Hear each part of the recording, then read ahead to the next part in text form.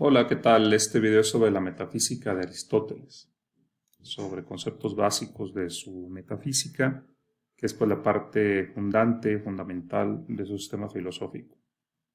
Primero digamos algo sobre la palabra metafísica, ¿no? Más allá de la física, más allá de lo físico, se puede traducir. Metafísica no es un nombre que utiliza Aristóteles para lo que está haciendo, para lo que hace le llama filosofía primera.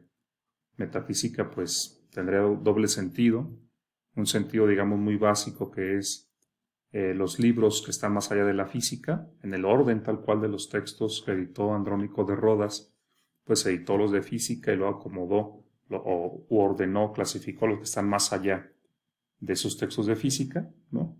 Tanto por el orden en que se editaron, como por el objeto de estudio también, aunque la palabra metafísica surgió después, ¿no? O fue utilizada después para nombrar esta disciplina o esta reflexión, ¿no? Y pues pasó a nombrar la reflexión sobre aquello que está más allá de lo físico, de lo sensible, de lo material, ¿no?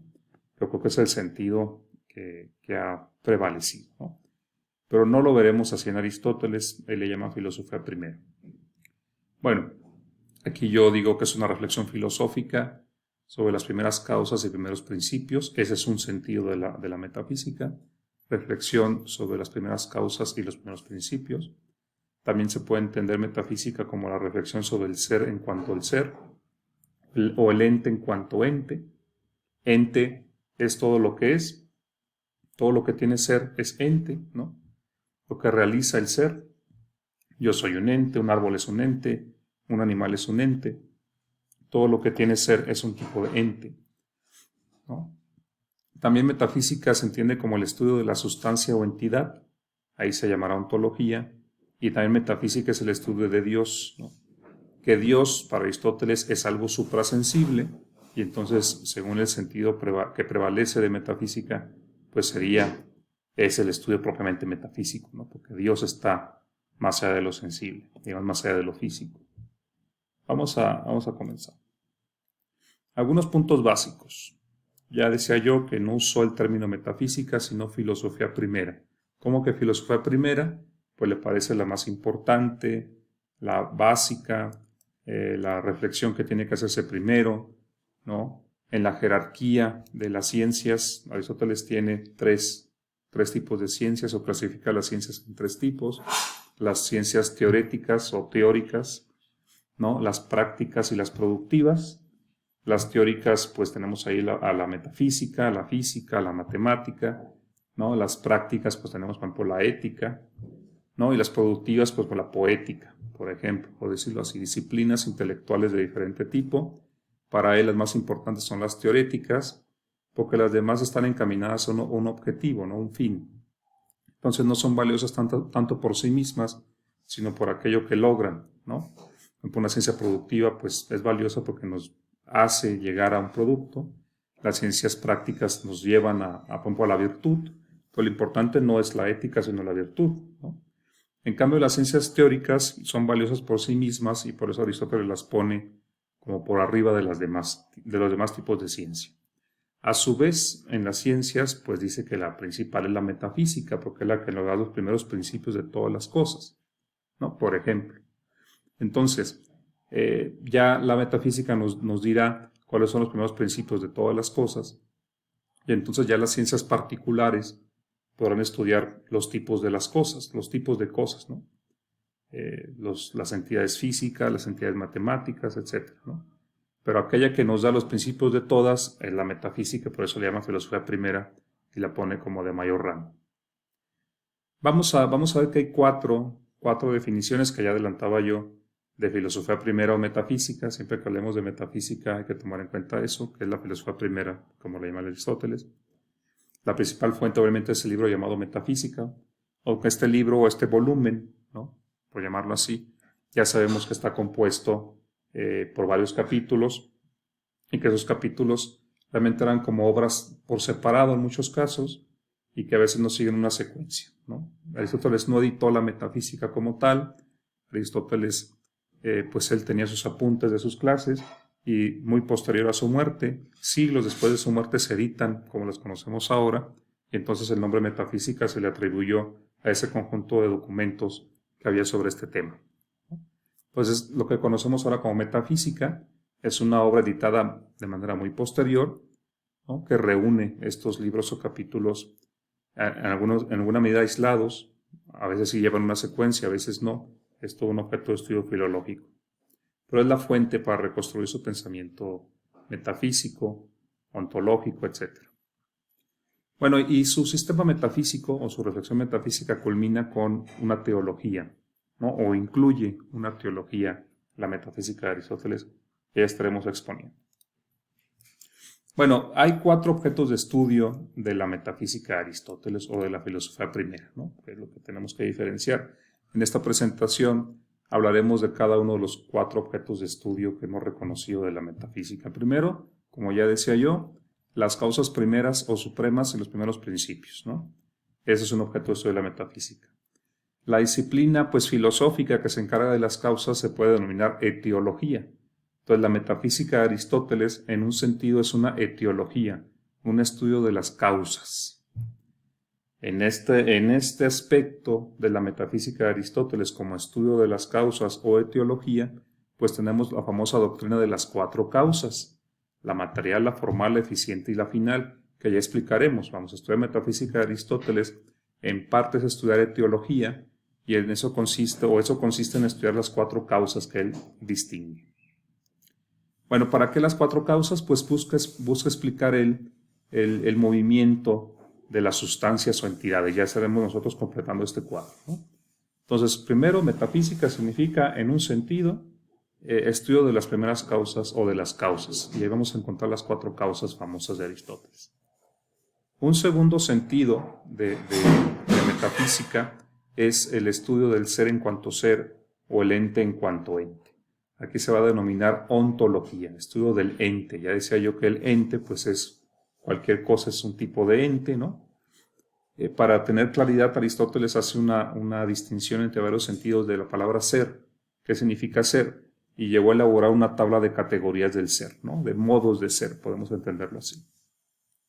También aquí en este aspecto de la metafísica como ontología o estudio de la sustancia o del ente o de la entidad, que van a ser lo mismo, sustancia, entidad, ente, son sinónimos, pues también diferencia él entre potencia y acto, que distinguir entre potencia y acto es muy importante. Entonces tenemos una disciplina que estudia las causas de las cosas y también una disciplina que estudia la entidad, ¿no?, varios sentidos de la palabra ser, y distingue entre ser en potencia y ser en acto. Entonces todo esto va completando el cuadro de lo que es la metafísica aristotélica. Otros sentidos de metafísica, objetos de estudio de la metafísica, pues la propia entidad, que ya hablábamos de ella, ¿no?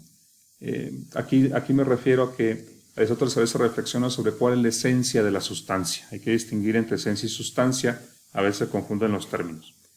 Si vamos a estudiar la esencia, le vamos a llamar a esta disciplina usiología, porque en griego usía es esencia, ¿no? Para Aristóteles, como digo en el segundo punto, lo que existe son las sustancias o entidades, pero esas sustancias o entidades pues tienen una esencia. ¿En dónde reside su esencia?, ¿no? Hay que adelantar que para Aristóteles esas sustancias o entidades, en el caso de las entidades sensibles o materiales, pues son compuestos. Esto se llama doctrina ilemórfica. Ile en griego es materia, morfo de forma. Entonces, una doctrina ilemórfica considera que lo que existe son compuestos de materia y forma. Es lo que existe, eso le llama sustancia o entidad, a este compuesto, también llamado sinolon en griego. Entonces, si entendemos que las cosas son un compuesto de materia y forma, podemos preguntarnos dónde está su esencia, en la materia o en la forma. Y esa reflexión es lo que llamo usiología, ¿no?, que ya vamos a hablar de eso. Bueno, y un cuarto objeto de estudio de la metafísica es Dios. Cuando Aristóteles, haciendo ontología, haciendo esta reflexión sobre lo que es, ¿no?, clasifica tipos de entidades, tipos de sustancias, dice, bueno, hay entidades sensibles, pero quizá haya una entidad o sustancia suprasensible, y eso sería Dios, ¿no? Vamos adelantando que para Aristóteles Dios es una sustancia o entidad suprasensible, inmaterial, eterna e inmóvil, ¿no? De hecho, lo define a Dios como algo que mueve sin moverse, famoso motor inmóvil. Entonces, vamos adelantando ese tema. Bueno, pero vamos a comenzar con el primer punto, las cuatro causas. Nuestra presentación se divide en estas cuatro partes, ¿no? Que son los cuatro objetos de estudio o sentidos de la palabra metafísica, ¿no? Vamos a ver el primero de ellos, que es la etiología o estudio de las causas. Es decir, aquí vamos a ver cuáles son esas cuatro causas que ya decía yo, que ya he mencionado. Bueno, como introducción, nosotros hemos visto en este curso en línea de Historia de la Filosofía Griega que los primeros filósofos, aquellos jonios y los posteriores a ellos, pues buscaban el principio de todas las cosas, le llamaban arjé, ¿no? La causa o principio de todas las causas. Podemos entender que la filosofía entonces empezó como una especie de teología, ¿no? Como una búsqueda de los primeros principios o de las causas. Algunos, como hemos visto, postularon como causa o principio de todas las cosas al agua, en el caso de Tales, o el aire, en el caso de Anaxímenes, el número, la proporción, en el caso de los pitagóricos, las formas o eidos, en el caso de Platón. Todos buscaban las primeras causas de las cosas, ¿no? La esencia detrás de la apariencia, vamos. Está este mundo múltiple, un montón de fenómenos, debe tener una causa este mundo, ¿no? Que sea causa de las cosas, que también le dé orden a las cosas, ¿no? Y en el que todas las cosas se diluyen. Ese será el principio de todas las cosas. Le llamaban arjé, ¿no? Aristóteles, si ustedes leen la Metafísica en el primer libro, hace una revisión de las doctrinas de sus antecesores, ¿no? Critica a los filósofos anteriores, muy especialmente a su maestro Platón, y llega a una doctrina propia, ¿no? Y en esa doctrina propia él distingue no una, sino cuatro causas, o principios de las entidades, porque para él lo que existe son las entidades particulares, ¿no? Entonces esas entidades particulares, nosotros, por ejemplo, un ser humano como yo, tenemos cuatro causas que nos definen en nuestro ser, ¿no?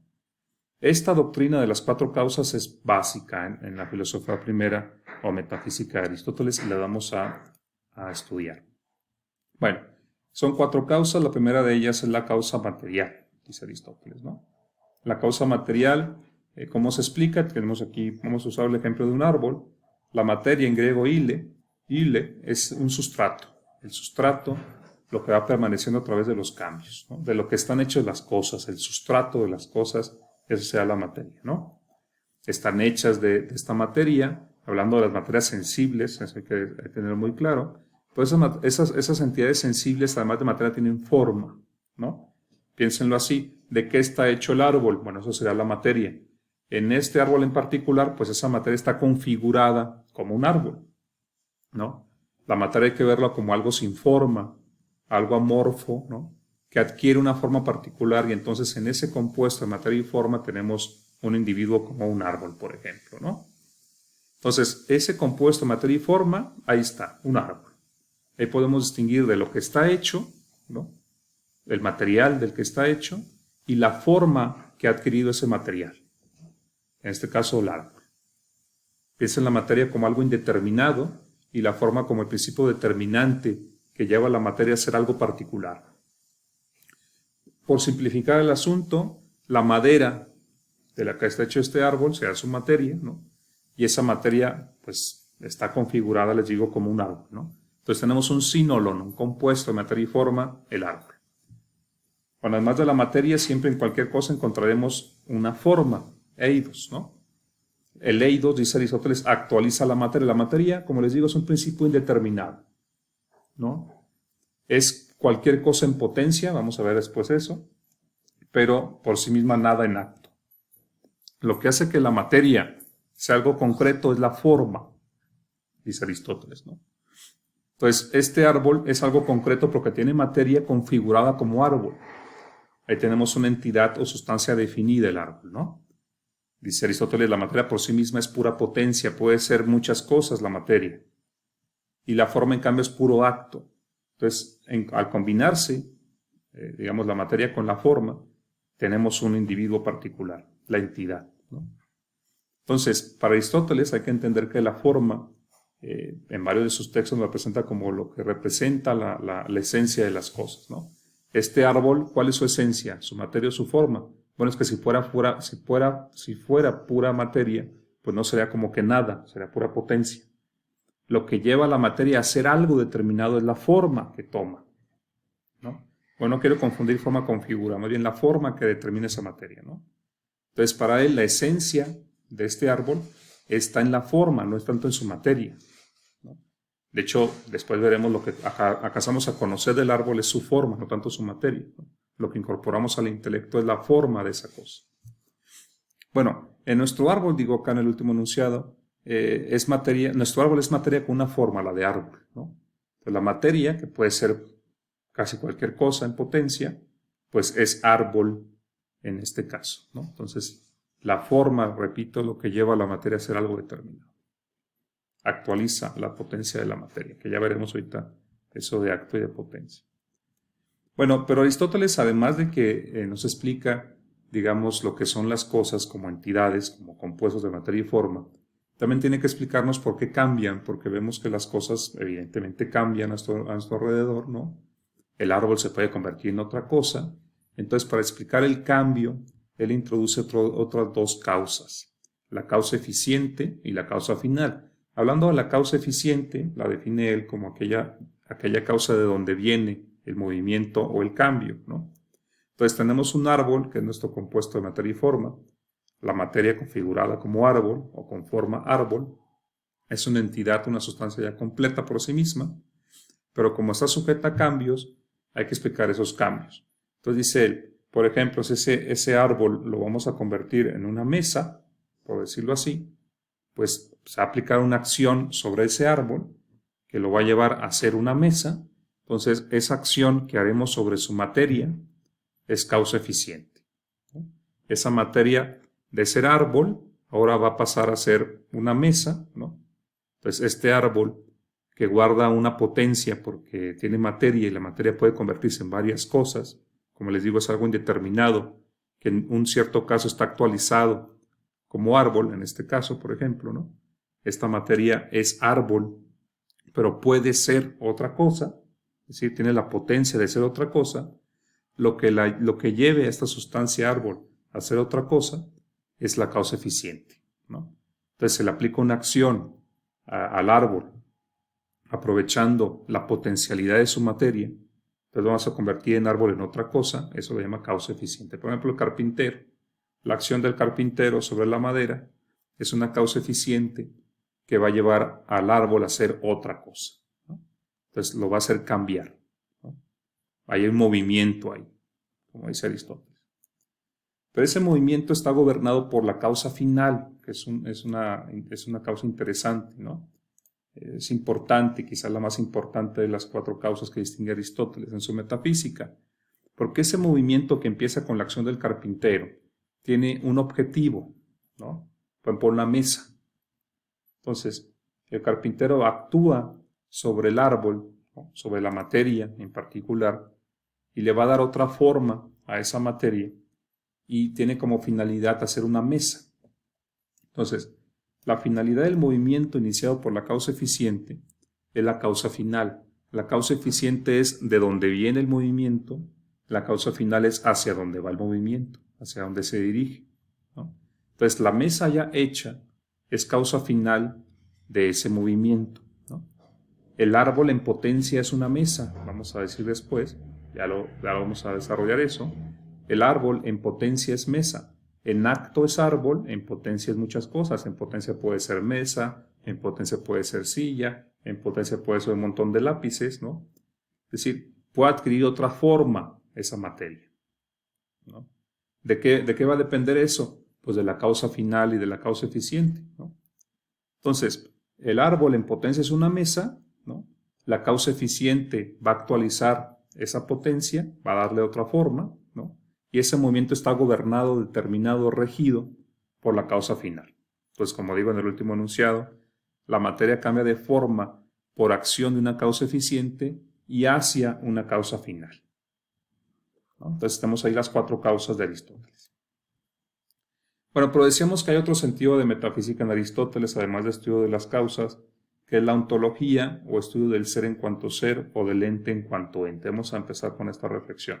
Entonces ya vimos que la metafísica es estudio de las causas, que distingue cuatro, ¿no? Las cosas sensibles, son un compuesto de materia y forma, el sínolon, y cambian porque cambian de forma por acción de una causa eficiente y hacia una causa final. Bueno, la ontología, como introducción a la ontología, ¿no? Hemos visto en la filosofía griega que los filósofos hablan del ser, de manera muy específica Parménides, ¿no? Dice que el ser es y el no ser no es, por ejemplo, ¿no? Y al decir que el ser es y el no ser no es, decía el ser no se mueve, ¿no? Porque para moverse tendrá que moverse en lo que no es, pero como lo que no es, pues no puede moverse, ¿no? Y ese tipo de reflexión que hacía Parménides.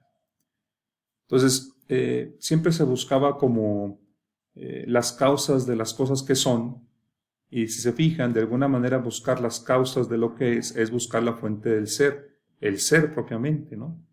Porque lo que realmente es la causa de las cosas. Ya lo causado, pues tiene ser, pero un ser derivado, dirían los filósofos, ¿no? Hugo Platón dice, pues existe este mundo sensible, pues sí, pero solo como copia o imitación de las cosas inteligibles, las formas, ¿no? El mundo de las formas aquel, ¿no? O plano de las formas, ¿no? Entonces las formas, los eidos, son causa de las cosas sensibles. Entonces decimos, ¿dónde está el ser propiamente? Pues no en lo derivado, que son las cosas sensibles, sino en la causa de las cosas sensibles, que son las formas, ¿no? Entonces, si se fijan, aquí se abren varios sentidos del ser. El ser de las formas no es el mismo ser de las cosas derivadas.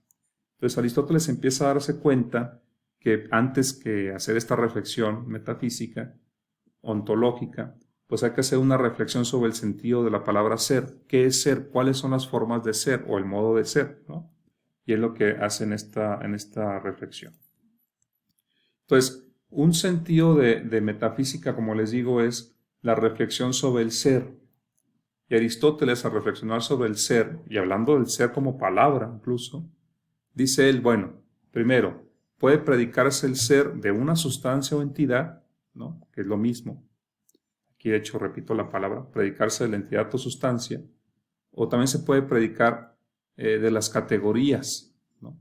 Él elabora, ahorita vamos a entrar a eso, una tabla de categorías. La primera es la categoría sustancia o entidad, y vienen otras 9 categorías que nombran otras cosas relacionadas con la sustancia o entidad. Entonces, primero, dice él, el ser se predica de la sustancia y de otras 9 categorías del ser.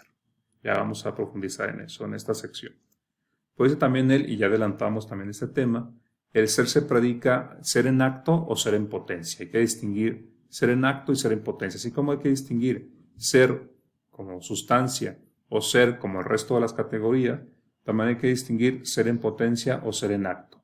Yo aquí sigo con mi ejemplo del árbol, ¿no?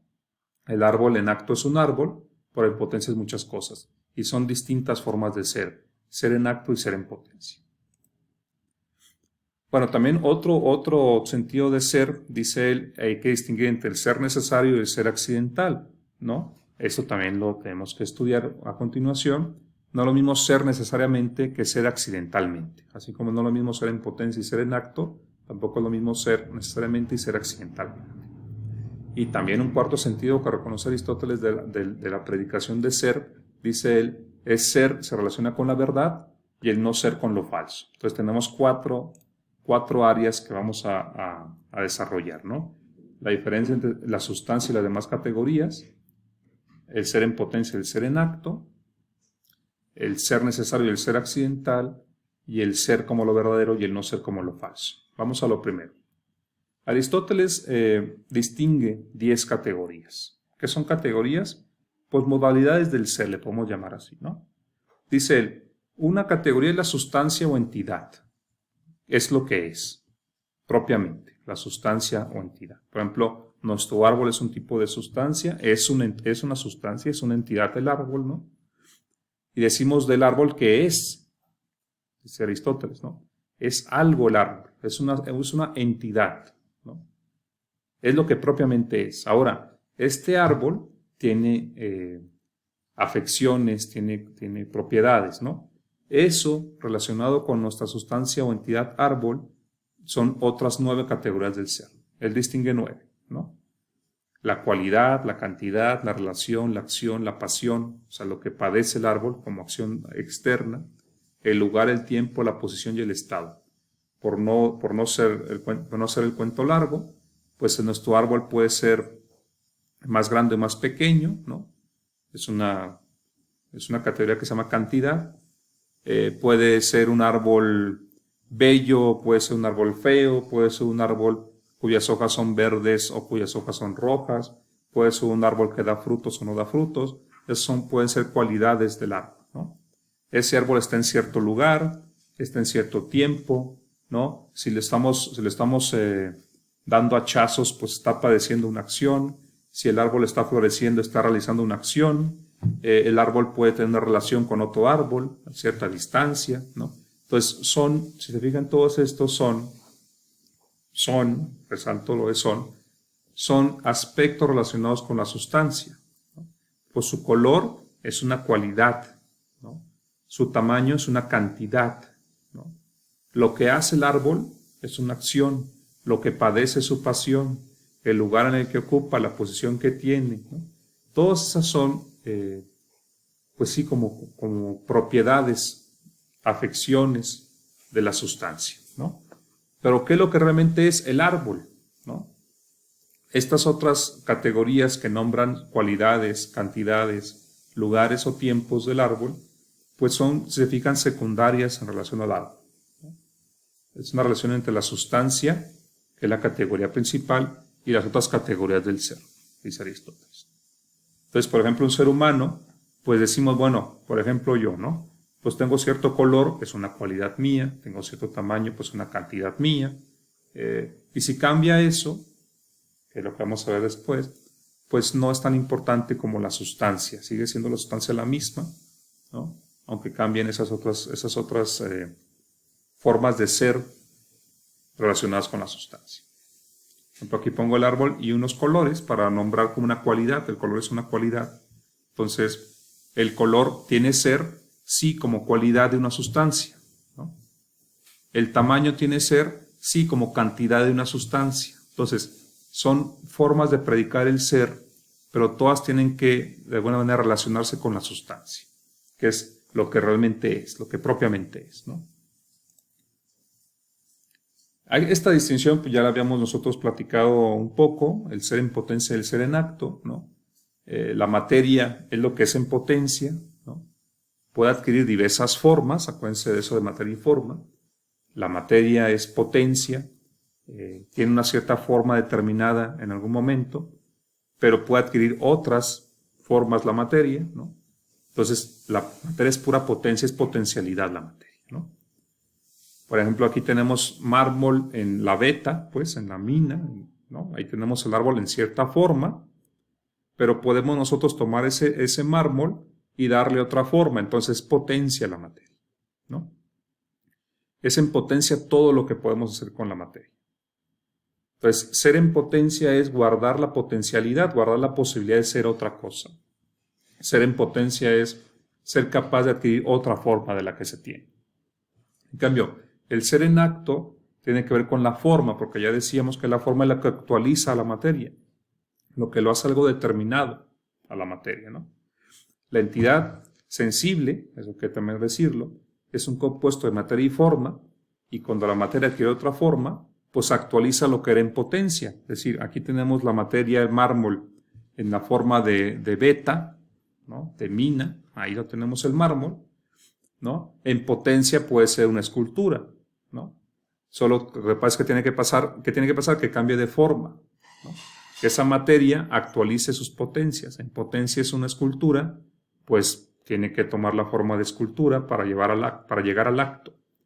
¿Cómo llega al acto? Ya lo decíamos, por una causa eficiente y una causa final. La escultura es la causa final de este movimiento. Tiene que haber una causa eficiente que lo lleve a cabo eso.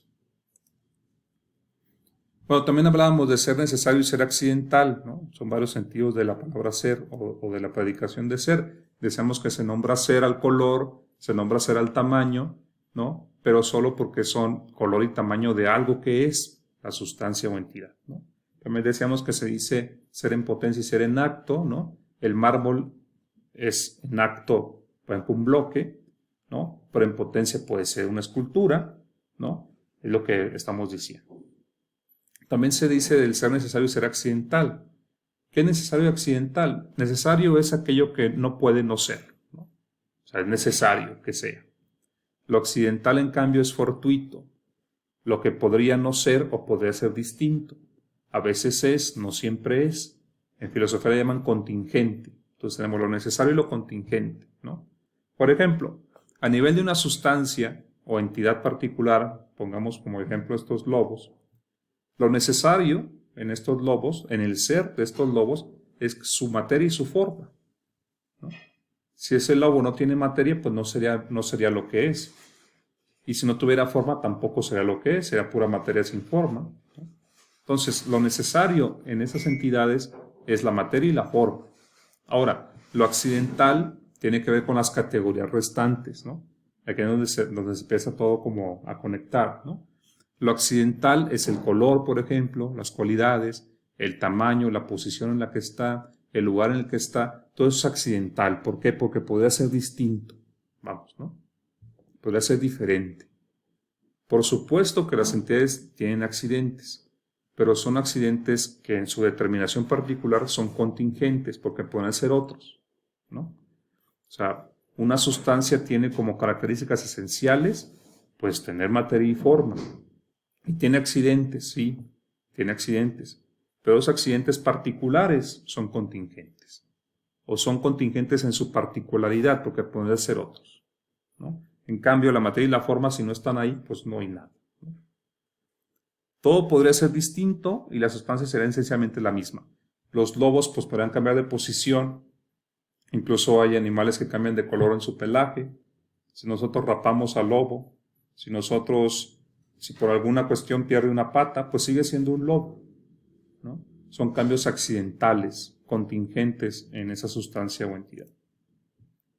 Bueno, decíamos que también el ser se dice lo verdadero y de lo falso, ¿no? El ser y el no ser. Verdadero, ¿no? ¿Qué es la verdad para Aristóteles? Y es una cuestión de lógica aquí.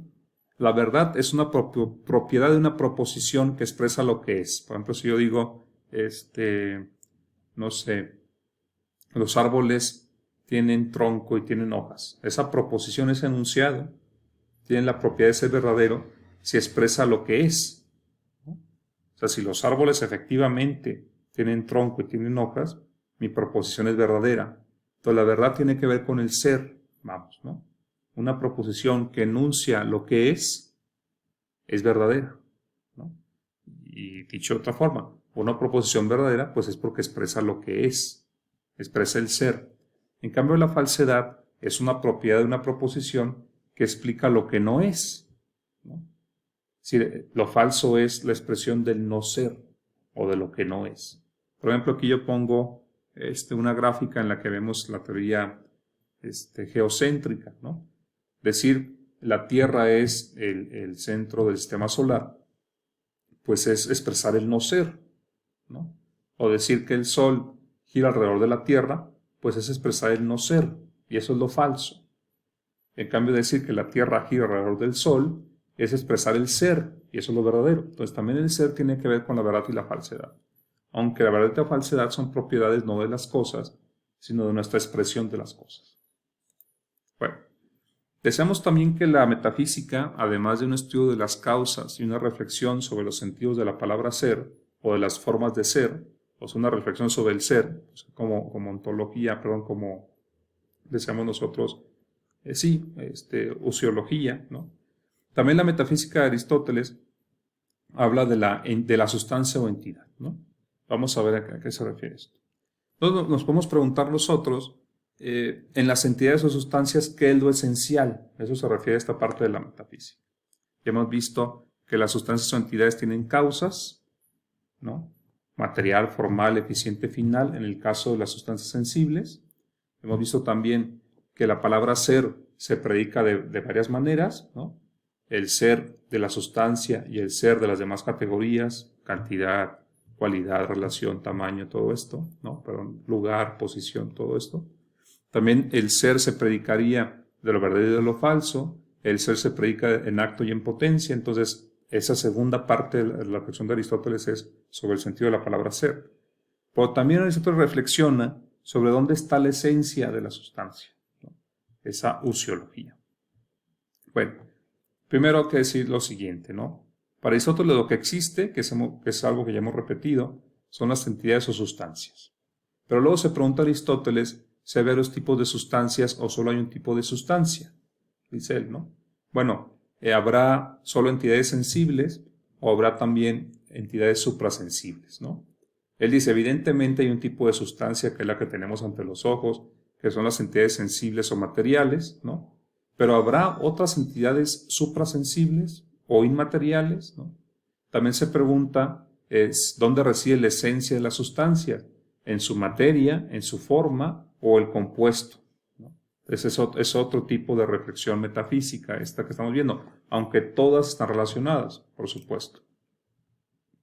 Entonces, primera pregunta, ¿qué es esencialmente la sustancia? Es decir, ¿cuál es la esencia de la sustancia? ¿Está en la materia? Por ejemplo, hemos visto que algunos filósofos parecen decir eso. Por ejemplo, cuando Tales de Mileto dice que el arjeo principio de todas las cosas es el agua, pues podemos pensar que lo que nos está diciendo es que la esencia de las cosas es el agua, ¿no? Entonces, para Tales de Mileto, en esa interpretación, pues la esencia de las sustancias sería la materia, ¿no? Acuérdense que la sustancia es la combinación, ¿no? En el caso de las sustancias sensibles o entidades sensibles, tenemos compuestos de materia y forma, como el árbol, por ejemplo, ¿no? Pues después nos preguntaríamos, bueno, ¿y qué constituye la esencia de ese compuesto? ¿La materia o la forma? ¿O las dos son la esencia? Entonces Aristóteles, parecen algunos decir que es lo material, será lo esencial. En cambio, Platón nos dice que la forma es lo esencial, solo que para Platón la forma está en otro plano, en el plano inteligible, ¿no? Por ejemplo, siendo burdos, que el propio Platón luego reconoce lo burdo de su planteamiento y se burlaban de él. Acuérdense esto de que le decía Antístenes a Platón en alguna ocasión, yo vi un caballo, pero no la caballeidad. La caballeidad sería una forma, ¿no? que compartirían los caballos, ¿no? Entonces habla una materia y una forma, solo que para Platón esa forma que comparten todos los caballos existe en un plano separado, es un plano inteligible, ¿no? Para Aristóteles no. Para Aristóteles la forma no está separada de la materia, sino que es intrínseca, ¿no? Está en este mundo. Entonces el caballo ya es un compuesto de materia y forma para Aristóteles, ¿no? Es ese sínolon. Entonces para algunos filósofos la esencia de las cosas sería la materia. Para otros como Platón sería la forma, pero para Platón es una forma separada de la materia. Para otros sería el compuesto, es decir, la esencia estaría justamente en esa composición de materia y forma. Para Aristóteles, a veces hay variaciones, a veces sugiere él, pues puede ser la materia, aunque no se muestra muy convencido de que la materia sea lo esencial. A veces dice él, en muchos textos, pues lo esencial es el compuesto, ¿no? Solo que para él, como no solo existen compuestos de materia y forma, sino que para él hay entidades que son pura forma y en particular una que es Dios, pues no puede decir que la esencia de la sustancia sea la materia, porque acepta sustancias que no tienen materia, que sería Dios, que es pura forma. Entonces para él, la esencia estaría más bien en la forma que en la materia. Y tiene cierto sentido, porque si se fijan, la materia es como todo y nada a la vez, ¿no? Es toda en potencia la materia, pero no es nada en acto hasta que llegue una forma o hasta que se le imprime una forma, ¿no? A esa materia. Entonces, ¿qué es lo esencial en el compuesto? Pues sí, podemos decir nosotros, en una sustancia sensible, pues tiene materia y forma como partes esenciales, ¿no?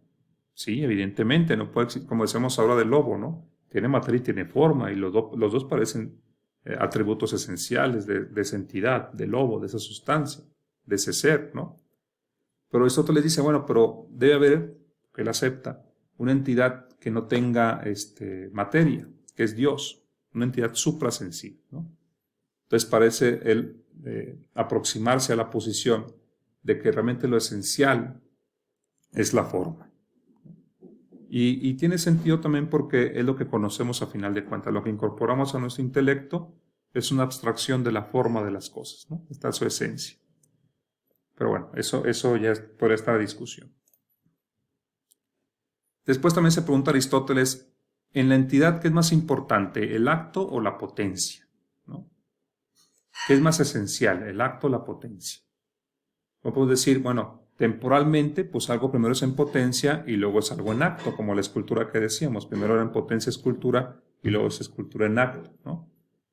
Pero luego decimos también, bueno, pero la sustancia es escultura y también la sustancia bloque de mármol y cualquier sustancia sensible solo son algo porque está una potencia actualizada, ¿no? Es decir, son algo determinado porque son algo en acto, no tanto algo en potencia, ¿no? Si cualquier cosa no fuera algo en acto, fuera pura materia, pura potencia, y realmente no será nada definido si lo piensas, ¿no? Si algo no fuera algo en acto y fuera solo potencia, pues realmente no sería nada, ¿no? Sería pura potencia. Entonces, Aristóteles dice, bueno, entonces lo importante es el acto. Además, dice él, todo movimiento tiene como finalidad actualizar una potencia, llegar a un acto. Se fijan, la potencia para Aristóteles es como una imperfección, ¿no? Se requiere el acto, llegar al acto, ¿no?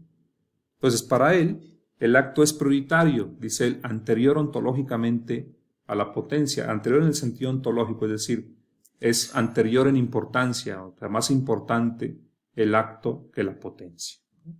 La potencia es potencia en relación a un acto. Lo importante es el acto. ¿Qué es lo que hace que algo sea definido, que algo sea algo, ¿no? El acto. Entonces, para él es más importante el acto. Bueno, una vez también que él hace estas reflexiones, se llega a preguntar en la metafísica, específicamente en el libro 12 de la metafísica, cuáles son los tipos de sustancias o entidades, y distingue 3 tipos de sustancias o entidades. Dice Aristóteles, tenemos las entidades sensibles, móviles y corruptibles, es decir, que tienen origen y fin. Por ejemplo, un animal, ¿no? Es una entidad sensible, móvil, o sea, que cambia, y hay varios tipos de movimiento, ¿no? Y tienen origen y fin. De hecho, aquí voy a introducir el tema de los tipos de movimiento en Aristóteles. Para Aristóteles, siguiendo el libro 12 de la metafísica, pues hay movimiento sustancial, ¿no? Que es el cambio de forma de la materia. Una cosa pasa a ser otra por un cambio sustancial, ¿no? Que en esencia es un cambio de forma, ¿no? Ese es un tipo de cambio o movimiento, como dice Aristóteles. Otro tipo de cambio o de movimiento es el cambio de cualidades, el cambio cualitativo. Por ejemplo, un cambio de color, por ejemplo, es un cambio cualitativo, ¿no? O cuando aprendes algo, es un cambio cualitativo, ¿no?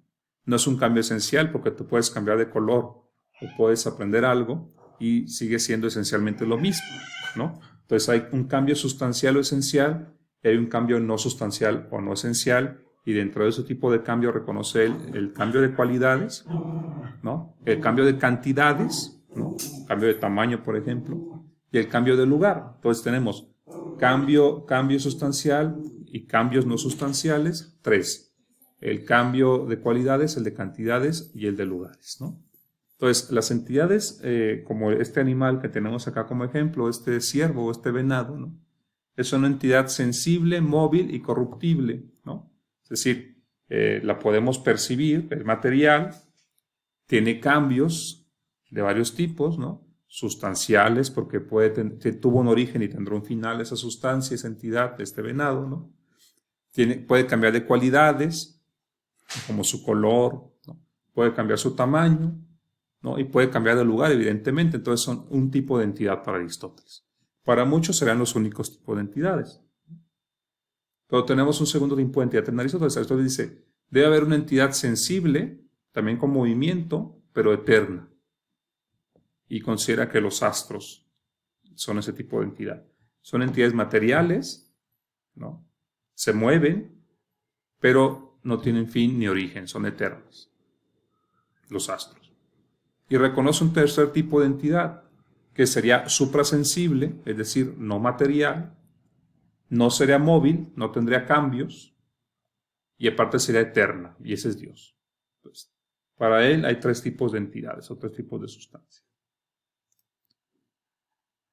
Y así llegamos a la teología de Aristóteles, porque decíamos al principio del video que la metafísica de Aristóteles llegaba a una teología, a una reflexión sobre Dios, y vemos que Dios, ya adelantamos eso, es una entidad inmóvil, en el sentido de que no tiene cambios, o sea, no tiene cambios sustanciales porque ni tuvo origen ni tendrá final, ¿no? Siempre va a ser lo mismo, ¿no?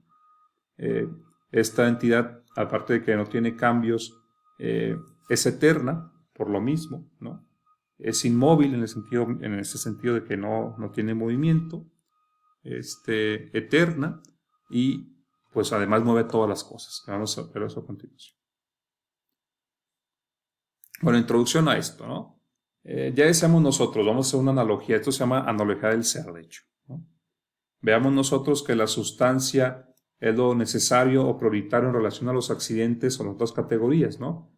Tenemos la sustancia, la cantidad, la cualidad, la posición, el tiempo, ¿no? Pero lo importante ahí es la sustancia, los demás son accidentes de la sustancia, ¿no? Que pueden no ser, decíamos, ¿no? La sustancia es lo necesario, sus accidentes son contingentes. Por ejemplo, yo, en mi ser, pues yo soy lo importante, ya mi tamaño, mis cualidades, pues pueden cambiar, pero yo sigo siendo lo mismo, ¿no?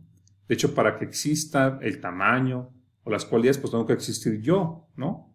Yo soy la sustancia, digamos, ¿no? Entonces decimos que pues la sustancia es más importante que los accidentes. El ser propiamente está en la sustancia, no en los accidentes. Eso en el plano de la sustancia individual. Pero luego viendo la sustancia individual, ¿no? En completo, en conjunto, vemos que está causada por algo. Por ejemplo, pues en mi caso por mis padres, ¿no? Mi ser por mis padres, ¿no? Etcétera. Entonces, vemos que las sustancias también son causadas. Tienen un origen y tienen un final, ¿no? Entonces, como tienen un origen y su ser no les viene de sí mismas, dice Aristóteles, pues no son necesarias, evidentemente, pues nosotros podemos no existir y no pasa nada. Y moriremos y todo sigue existiendo. Entonces somos contingentes, no somos necesarios ya en el plano universal, ¿no? Viendo todo como el conjunto de lo existente, pues nosotros somos contingentes, no somos necesarios. Cada sustancia tiene una causa de su ser y esa causa tiene su propia causa. Entonces, el movimiento siempre, el cambio siempre tiene una causa y esa causa tiene a su vez una causa, ¿no? O sea, podemos remontarnos así como causa de la causa de la causa. Por eso le dice, no se puede esto retrotraer hasta lo infinito, ¿no? Para él, si las cosas existen, ¿no? Eso solo es posible porque existe algo que no puede no existir. Ese es el argumento, ¿no? Si las cosas existen, repito, tienen ser, es porque debe haber algo, debe existir algo que sea necesario. No puede ser todo contingente. Porque aceptar que todo fuera contingente es como aceptar que fuera posible que no sea, que nada existiera. Y eso por eso les es inaceptable, ¿no? Si existe algo, si existimos todos los entes, digamos, es porque existe algo que existe necesariamente. No como nosotros, que somos contingentes. Debe haber algo necesario para que todo lo demás exista, ¿no? Debe haber algo absolutamente necesario. Yo soy necesario en relación a mis accidentes, pero no soy necesario en relación a todo el universo, soy contingente. Y todos los entes son contingentes. Pues no puede ser así en absoluto, sino que debe haber algo necesario, algo no contingente que explique todo lo contingente, dice Aristóteles, ¿no? Entonces, dice él, ¿qué será esto necesario? Absolutamente necesario. ¿Cómo lo podemos explicar? El argumento de Aristóteles tiene que ver con el tiempo, ¿no? Dice él, ¿existe algo eterno? Pues dice, pues el tiempo. ¿Cómo lo demuestra? Que el tiempo es eterno. Dice, pues ¿qué habría antes del tiempo? Pues un antes, pero pues eso ya está en el tiempo, ¿no? ¿Y qué habrá después del tiempo? Pues un después. Entonces, ¿te fijan? Esas preguntas nos llevan a concluir, según Aristóteles, de que no hay un antes ni un después del tiempo, que el tiempo es eterno, dice Aristóteles, ¿no? El tiempo es eterno. Entonces, para Aristóteles el tiempo tiene que ver con el movimiento. Es una intuición que tiene él, que el tiempo, a final de cuentas, es, dice por ahí, una afección del movimiento. Entonces, si hay un tiempo eterno, es porque hay un movimiento eterno, dice Aristóteles, ¿no? Evidentemente no es un movimiento mío ni suyo, es un movimiento eterno. Por movimiento, si se fijan, siguiendo su lógica, todo movimiento tiene causa, ¿no? Por ejemplo, el movimiento que llevó al árbol a convertirse en una mesa, pues tiene una causa eficiente y una causa final, ¿no? El movimiento que nos llevó a tomar esta clase también tiene una causa. Entonces, todo cambio y todo movimiento tiene causa para Aristóteles. Entonces, hablamos de un movimiento eterno, porque hay un tiempo eterno, y para Aristóteles el tiempo y el movimiento viene a ser lo mismo. De hecho, por ahí lo dice. Si hay un movimiento eterno, un tiempo eterno, ¿no?, tiene que tener una causa, ese movimiento eterno. Pues dice él, pero esa causa del movimiento eterno no puede ser, a su vez, un movimiento. Porque si no, tendremos que buscar luego la causa de esa causa y así otra vez al infinito. Y esto tiene que parar en algún momento. Tenemos que llegar a una causa incausada. Una causa, ¿no?, que sea inicio del movimiento, o más bien, que sea causa de lo demás, pero que no sea móvil en sí mismo, ¿no?, que no la mueva nada a esa causa. Entonces es un motor inmóvil, dice él. Yo no sé si la expresión es afortunada, el motor inmóvil, pero entiendo el argumento de Aristóteles así. Dice, el tiempo es eterno, el tiempo tiene que ver con movimiento, por lo tanto hay movimiento eterno, el movimiento siempre tiene causa, ¿no? Pero esa causa no puede ser a su vez movimiento, porque tenemos que buscar entonces otra causa de la causa. Entonces, para poder detener eso en algún momento tenemos que postular, ¿no?, una causa incausada, una causa del movimiento que en sí misma sea inmóvil. Y para él eso es Dios. Algo que mueve sin ser movido, dice Aristóteles, ¿no? O sea, un motor inmóvil. Yo creo que más que inmóvil hay que aclarar sin ser movido, ¿no? Bueno, entonces así llegamos a la teología de Aristóteles. Se fijan, el argumento es a través del tiempo y del movimiento. No puedes tú seguir al infinito la serie de causas y causas y causas, sino que tienes que llegar a una causa incausada. Y como todo es causa, tiene que ver con movimiento, con cambio, tiene que haber algo que no cambie, ¿no?, algo que no se ha movido, que no se ha cambiado. Y eso será Dios. Entonces, dice Aristóteles, bueno, llegando a esa conclusión, dice él, Dios es puro acto y no es potencia. ¿Por qué? Porque si fuera potencia, cabría la posibilidad de que no fuera acto, ¿no? Porque sabemos que un bloque de mármol en potencia es muchas cosas, pero puede simplemente no convertirse en nada, ¿no? O sea, el tener potencia no garantiza que seas acto. Puede ser Aristóteles, este ser que buscamos, Dios, es necesario, no es contingente. Entonces no puede no ser. Por lo tanto, no puede ser potencia, tiene que ser puro acto sin potencia. Algo eterno, acuérdense, ¿no? Si es algo eterno, quiere decir que nunca fue potencia, que siempre ha sido lo que es, ¿no? Acuérdense que el tiempo es eterno, movimiento eterno, el movimiento tiene una causa y esa causa debe ser algo necesario, debe ser una causa eterna también. Entonces no puede ser nada en potencia, ¿no? Tiene que ser acto. Si es eterno, tiene que ser en acto. Entonces, acuérdense que habíamos dicho que la potencia tiene que ver con la materia. Entonces dice él, como este ser que buscamos, que es Dios, no puede ser potencia, sino puro acto, pues entonces no es materia. Porque lo que es potencia es la materia. Y si este ser no puede ser potencia, porque si fuera potencia, todo lo demás podría no existir, ¿no? Y si existe es porque hay algo necesario que le dé el ser a todo lo demás, pues entonces debe ser puro acto, una forma pura. Acuérdense que también el acto se relaciona con la forma, no con la materia, ¿no? Entonces, si es acto y no potencia, no es material, es una forma pura, dice Aristóteles. Entonces, ¿Dios qué es? Es causa incausada, movimiento, o más bien, mueve a todo lo demás sin ser movido, motor inmóvil, ¿no? Es potencia, no es acto, perdón, es acto, no potencia, y por tanto es forma, no materia, y siendo materia, pues no es divisible, es algo simple, también dice Aristóteles, porque si se fijan, lo divisible es lo material, ¿no? Lo material pues no tendría partes, no será divisible. Dice por eso que Dios es algo simple, en ese sentido. Perdón. Entonces, es algo inmóvil. Dice él, pero ¿cómo mueve Dios a las demás cosas?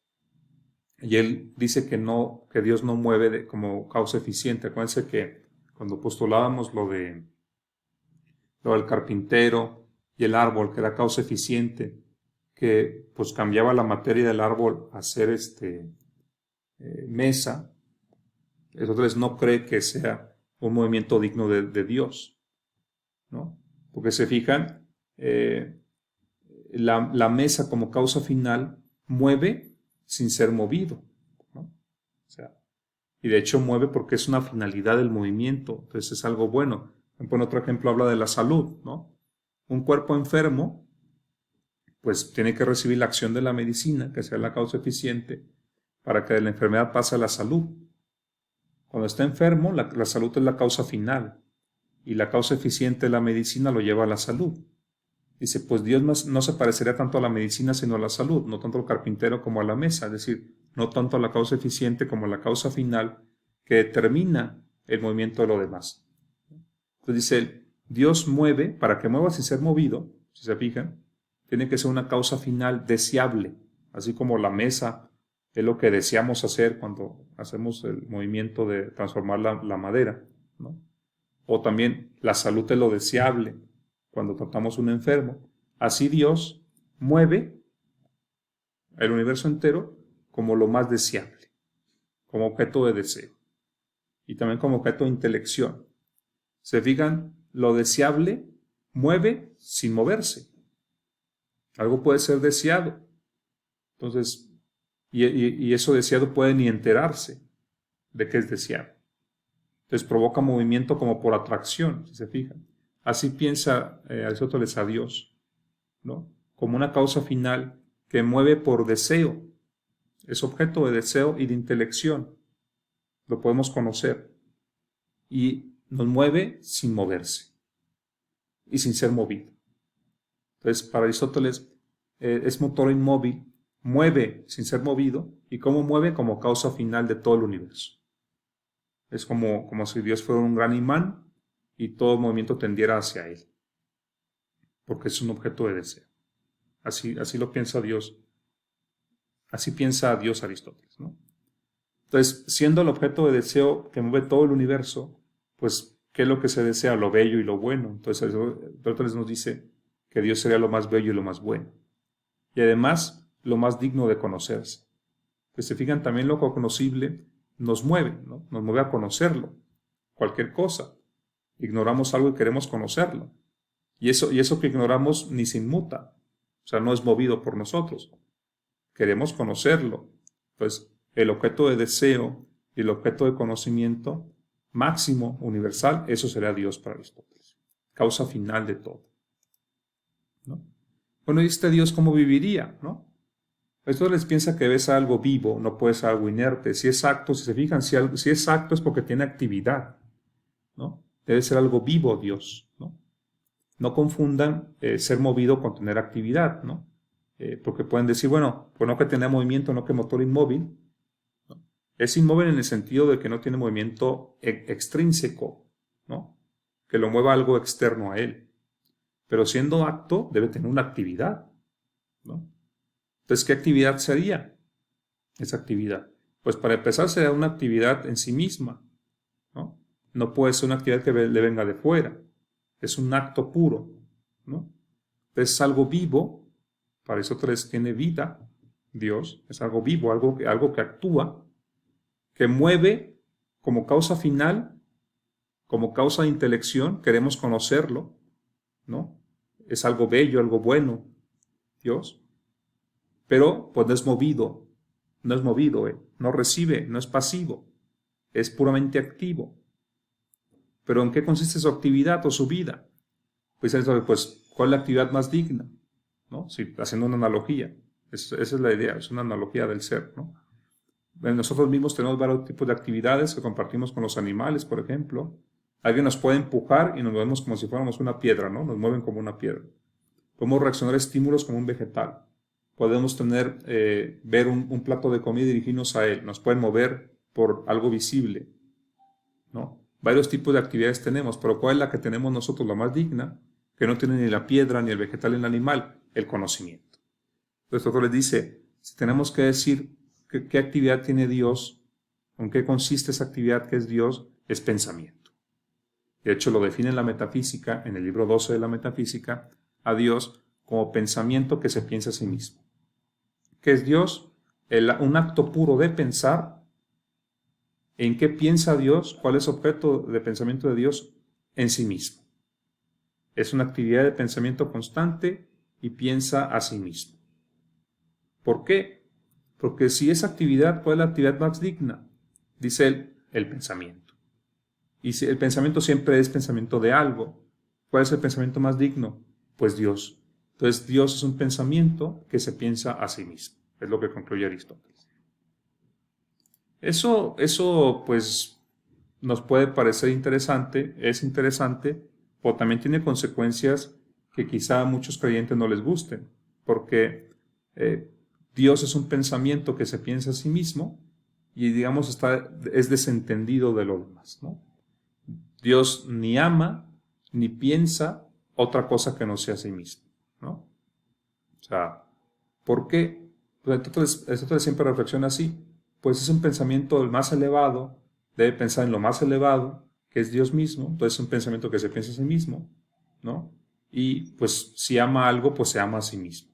Ni va a pensar, ni va a amar algo más que sí mismo, ¿no?